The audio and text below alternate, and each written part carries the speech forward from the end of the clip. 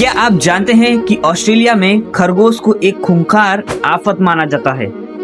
एक ऐसी आफत जिसे सरकार ने खुद ऑफिशियली डिस्ट्रक्टिव पेस्ट डिक्लेयर कर रखा है। वहीं दूसरी तरफ चीन यानी कि चाइना में रैबिट का पिछले 30 सालों में एक ही रेगिस्तान को जिंदगी दे चुके हैं। यानी कि एक ही जानवर, एक देश में जहर और दूसरे देश में वरदान।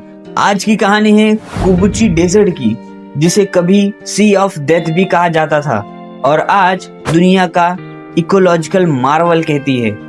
डेजर्टिफिकेशन यानी कि ये एक ऐसा शब्द है जिसका मतलब होता है कि रेगिस्तान में हरी भरी घासों को भी निकल जाना। चाइना का कुबुची डेजर्ट एक वक्त पर हर साल करीब लगभग 5 लाख एकड़ जमीन को रेगिस्तान में बदल रहा था। सन 1950 से लेकर 1960 के दशक सरकार ने हर मुमकिन कोशिश की, पेड़ लगाए, सैंड कंट्रोल स्टेशन तक बनाए, लेकिन तेज हवा और उड़ती रेत के सामने सब कुछ फेल होता चला गया। अब कुबुची डेजर्ट आउट ऑफ कंट्रोल हो चुका था। तभी इस कहानी में एंट्री होती है एक एंटरप्रेन्योर की, वैंग वेनबियानो की।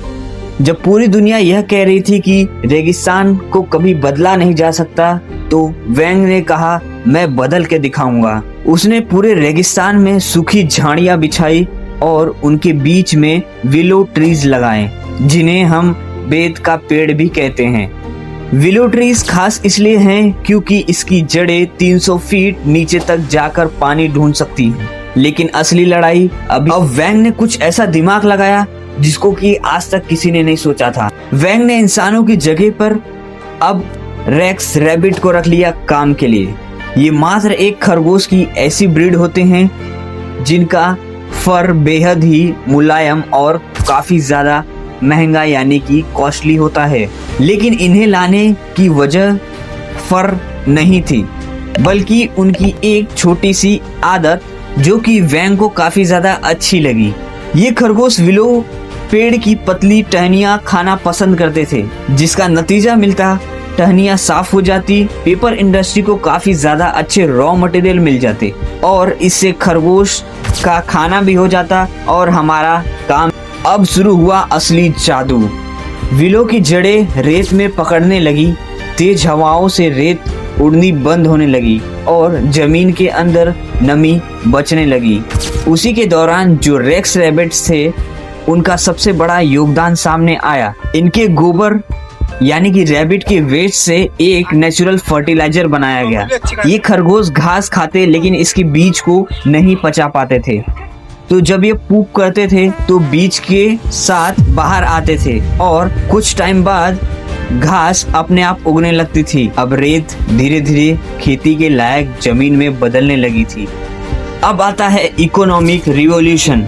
सरकार ने इस मॉडल की सपोर्ट से लाखों रेक्स रैबिट लोगों को दिए और हर घर में एक छोटा सा फार्म बना दिया। फर और पेड़ भी बेचे गए और आज लगभग 33% कुबुची डेजर्ट हरा हो चुका है। यहाँ पर आपको 2000 से ज़्यादा फार्म चल रही हुई देखने मिलेंगी और हर साल लगभग 30 लाख से ज़्यादा खरगोश बिकते हैं और एक किसान सालाना लगभग $9600 तक अर्न कर लेता है।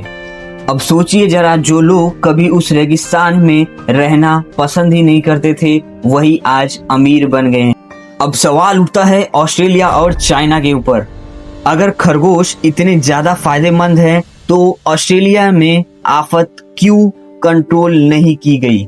देखो, ऑस्ट्रेलिया में ना तो कोई नेचुरल प्रेडेटर है और ना ही कोई पॉपुलेशन कंट्रोल है। और वहीं अगर मैं चाइना की बात करूं तो यहाँ पर एनवायरनमेंट में प्रॉपर कंट्रोल है, लिमिटेड चीजें हैं और क्लियर पर्पस है। जानवर तो एक ही है, पर फर्क है तो सिर्फ सिस्टम का और इसको कौन किस तरीके से हैंडल करता है। कुबुची डेजर्ट हमें एक सबक देता है कि अगर इंसान और कुदरत एक दूसरे के खिलाफ नहीं रहे बल्कि साथ में मिलकर काम करे, तो सी ऑफ डेथ भी कभी सी ऑफ लाइफ बन सकती है। यही है खरगोश की वो कहानी जिसे पूरी दुनिया को हैरान कर रखा है। और ऐसे ही रियल लाइफ मिरेकल या चाइना से रिलेटेड स्टोरीज या फैक्ट पसंद है तो वीडियो को एक लाइक करके चैनल को सब्सक्राइब कर देना और कमेंट्स में बताना आपको वीडियो कैसी लगी।